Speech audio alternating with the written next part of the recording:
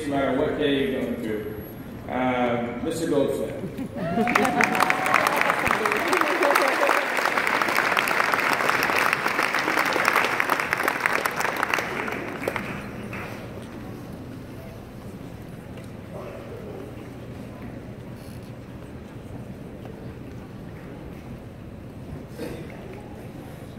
Good evening, families, faculty, administration, and a very special congratulations to the class of 2018. Today is an amazing day. Today, as you know, is June 6th, a day you've been waiting for years. But I hope you can appreciate that you have the distinction of sharing one of the most important days of your lives with one of the most important days in our own nation's history, D-Day. A day when 17 and 18-year-old young people, just like you, stormed beaches, climbed cliffs, fought valiantly, and defied all odds, all to begin a campaign intended to squash evil and ensure freedom. These brave soldiers gave their finest performances. Many were all alone, and many didn't make it back home. Seniors, look around and see how today you are anything but alone. And notice how you are surrounded by loved ones to see you at your finest thus far. And I thank God that you're here. Freedom manifests itself in many forms, but today you begin your own campaign to continue ensuring freedom and to search and explore the wonders, joys, heartaches, there'll be heartaches, of this world. Today you've been given a tremendous gift. I started writing this speech as I lay on the couch, recovering from a very frustrating, still frustrating surgery and hip replacement. And I had a lot of time to think alone, like a lot of time alone. There's only so much Netflix you can watch, and our St. Bernard Orso isn't much of a cribbage player like Mr. Andreessen's Ruby. And on that couch, something dawned on me.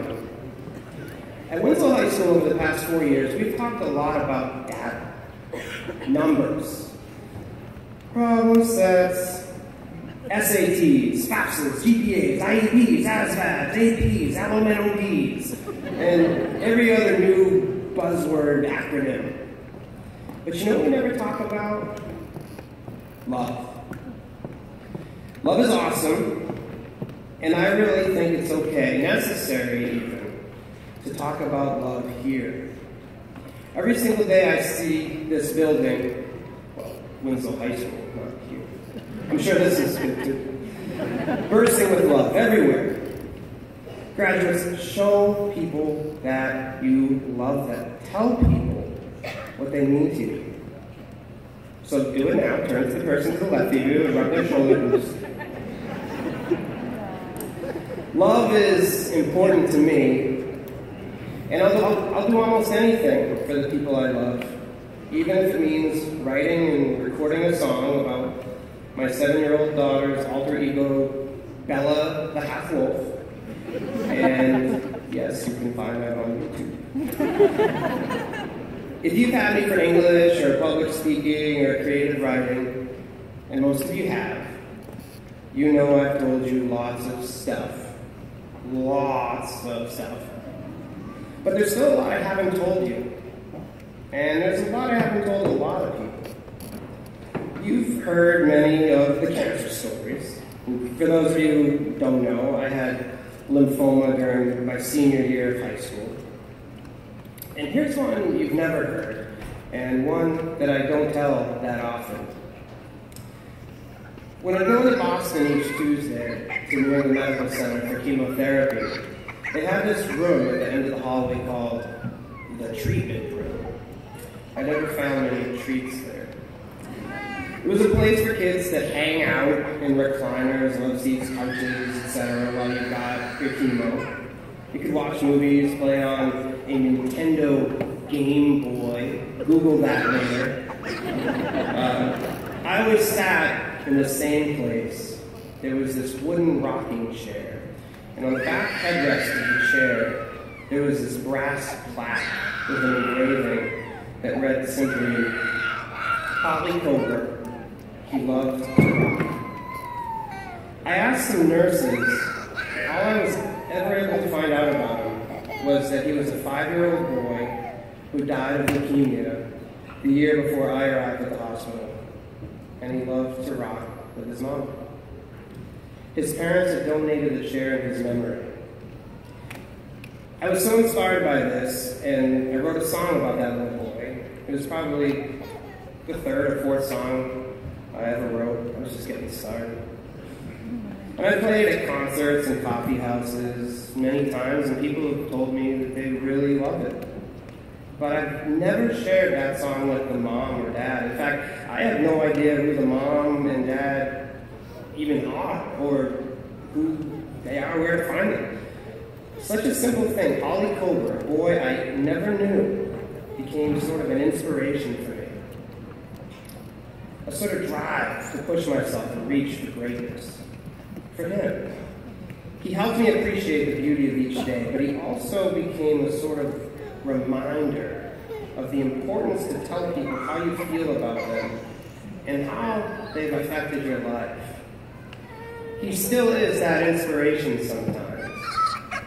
I smile when I think about his mom, how his mom's sitting somewhere right now, clueless that over 20 years later, her son is not only an inspiration to a weird 40-year-old English teacher, but also part of a commencement speech in Maine. I wish I could find her and tell her about the song. Seniors, tell people what they mean to you and how they've helped you.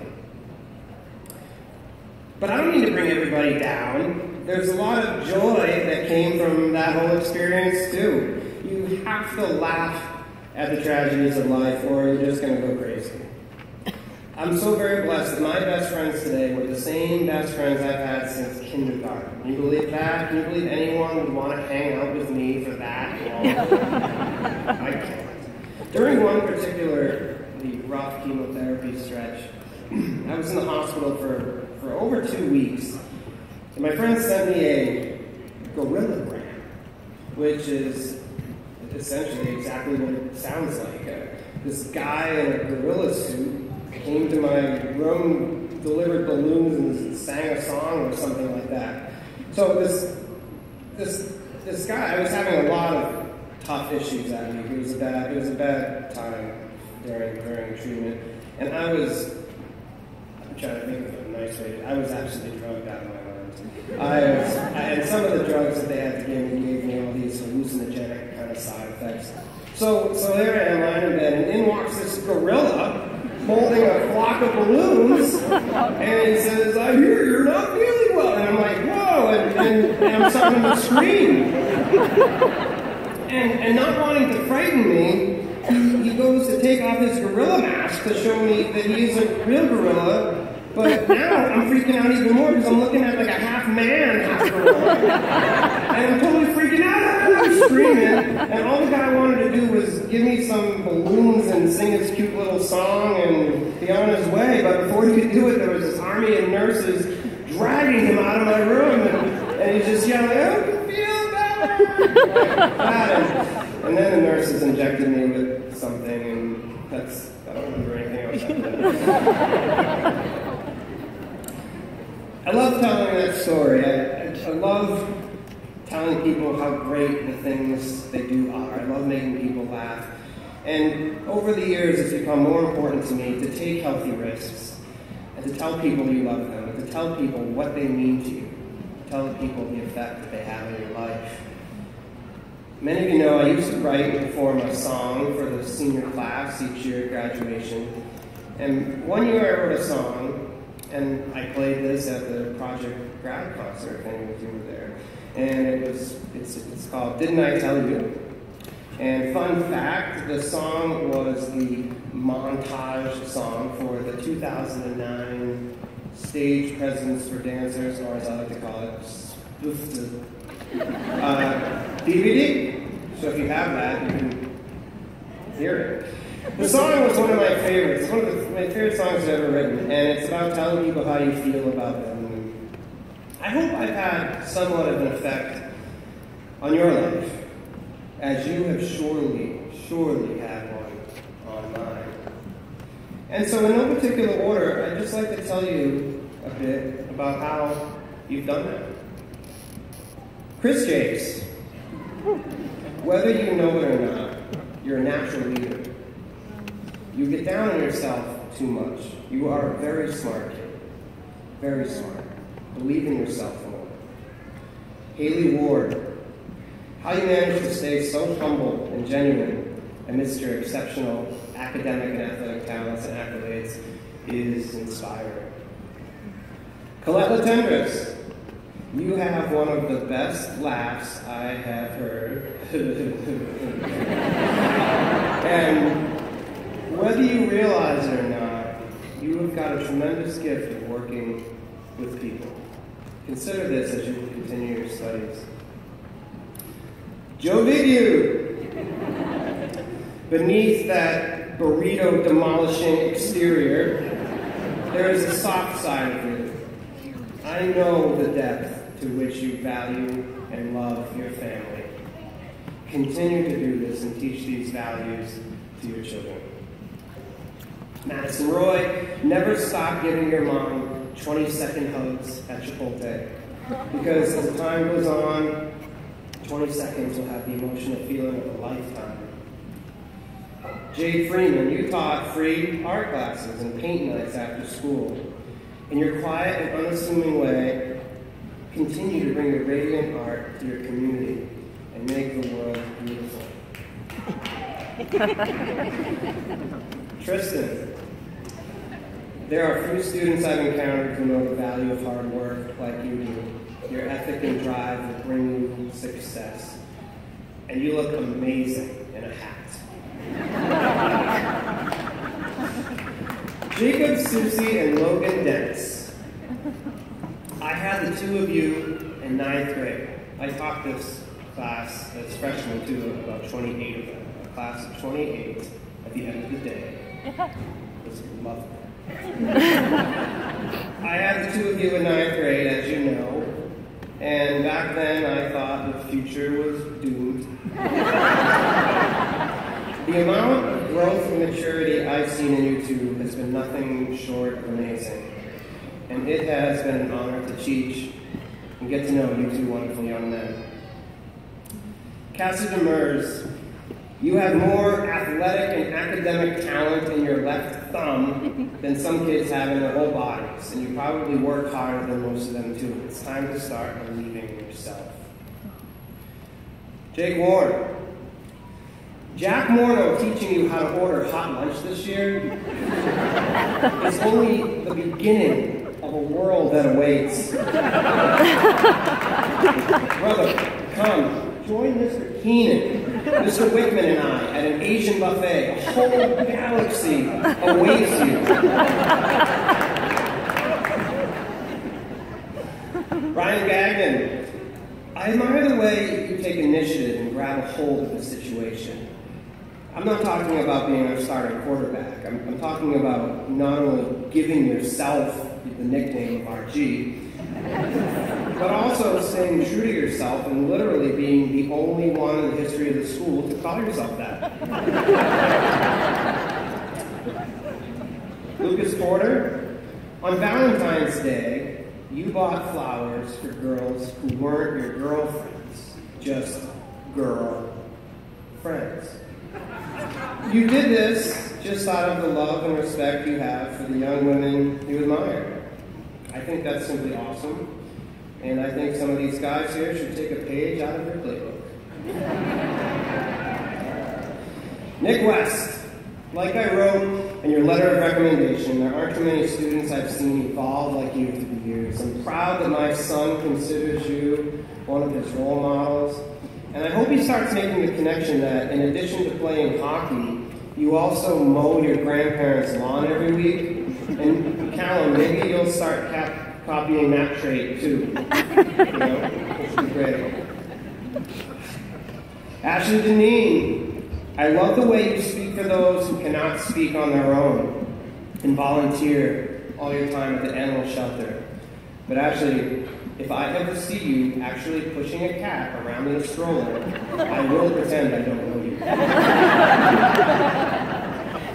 you. Corey Briggs, you are wise beyond your years when it comes to understanding comedy and culture.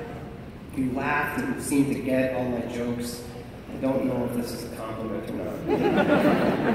Dylan Inman, you took a risk one day in focus time and you sang 2 verses unprovoked a cappella of Hallelujah. You felt safe doing that here, and that's just one of the reasons our school is awesome. Liz Netto, you remind me so much of my best girl friends I had in high school. Their names were Suzanne, Danielle, and Jen. And you are like all of them mixed into one. They'll be lifelong friends of mine. And in you, I see these same lifelong friend qualities. Your friends are blessed to have you. Bailey Robbins, Ashley LaChance, Maddie Roy, Sarah Stevens. Earlier in the year, you had the grace and maturity to turn what could have been a very uncomfortable and negative situation into a totally positive one. And I love you girls for that. And if you don't know what I'm talking about, friend me in about 50 minutes and we'll chat about it on Facebook. Mikey Wiles, your dedication to sports over the years and getting to basketball early is inspiring for all those who hope to achieve greatness at sports. Olivia, you stuck it out, you made it. You know the challenge it was to get here. And Natalie Green, don't be afraid of how emotional you are. For in your emotion and sensitivity live the richness of heart that so many people don't realize about themselves or are too afraid to face on their own. I could go on like this all night. You're all amazing, but it's time to get what you've earned and go celebrate. Tomorrow is going to be a tough day for me. One of the toughest things about giving this address is that you are, and I mean this with my heart, you are one of the best classes I've had in my time here at Winslow High School. Remember, friends, today is the oldest you've ever been and the youngest you'll ever be. So go for it. It costs nothing to love someone. Tell people what they mean to you. Thank them. Know that I'm always here for you. You know where to find me, in my basement, alone in the dark, hiding from the sun, writing songs. And you know that I couldn't leave you without at least one verse from Coldplay. And I think it sums up this day wonderfully. A day you should savor and enjoy every moment. It's from a song called Amazing Day. And it goes, we sat on a roof, named every star, shed every bruise, showed every scar. Hope has its proof, your hand in mine, singing life has a beautiful, crazy design.